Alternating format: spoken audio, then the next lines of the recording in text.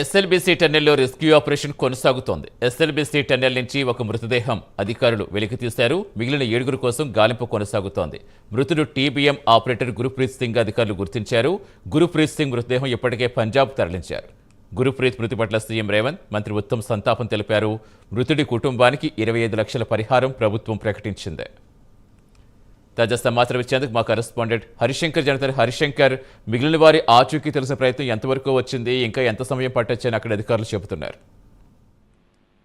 SLBC ప్రమాద ఘటనలో చిక్కున్నటువంటి 8 మంది కోసం గాలింపు చర్యలు నిన్నటి వరకు కొనసాగి, అయితే ఈ నేపథ్యంలో నిన్న గురుప్రీత్ సింగ్ ఏదైతే టీబీఎం కటింగ్ మిషన్ ఆపరేటర్ అయినటువంటి గురుప్రీత్ సింగ్ మృతదేహం లభించడంతో కూడా మిగిలిన 7 మంది కోసం ఈ రోజు నుంచి రెస్క్యూ ఆపరేషన్ కొనసాగుతుంది. అయితే దాదాపు 16 రోజుల పాటు యొక్క రెస్క్యూ ఆపరేషన్ కొనసాగుతున్న నేపథ్యంలో ఇటు రెస్క్యూ సిబ్బంది వద్ద కూడా పెద్ద ఎత్తున కూడా అప్రమత్తమైన పరిస్థితి. ఎందుకంటే దాదాపు 16 రోజుల నుంచి కూడా యొక్క డెడ్ బాడీల కోసం అన్వేషణ కొనసాగుతున్న నేపథ్యంలో నిన్న సాయంత్రం గురుప్రీత్ సింగ్ సంబంధించినటువంటి మృతదేహం లభించడంతో అందరూ ఊపిరి పీల్చుకున్నారు. సో ఆయన మృతదేహాన్ని ఇమీడియట్ గా నాగర్ కర్నూలులో నుండి ప్రభుత్వ ఆసుపత్రి తరలించి ఉస్మానియా నుంచి వచ్చినటువంటి ప్రత్యేక ఫోరెన్సిక్ నిపుణుల బృందం ఆధ్వర్యంలో కూడా పోస్ట్ మార్టం నిర్వహించిన అనంతరం కూడా పోస్ట్ మార్టం సంబంధించిన డెడ్ బాడీని గురుప్రీత్ సింగ్ కుటుంబ సభ్యులు అప్పగించేందుకు ఆ ప్రత్యేకమైన అంబులెన్స్ లో పంజాబ్ రాష్ట్రం తరలించడం జరిగింది. అయితే వారి కుటుంబ సభ్యులకు తెలంగాణ ప్రభుత్వం తరఫున ప్రకటించినటువంటి 25 లక్షల రూపాయల చెక్ ను అందజేసేందుకు కూడా ఏదైతే నాగర్ కర్నూలుకు సంబంధించిన రెవెన్యూ ఇన్స్పెక్టర్ తో పాటు ఒక అధికారి అక్కడికి వెళ్ళడం జరిగింది. సో ఆయన మృతి పట్ల తెలంగాణ రాష్ట్ర ప్రభుత్వం తీవ్ర దిగ్భ్రాంతి వ్యక్తం చేసింది, సంతాపం తెలియజేసింది.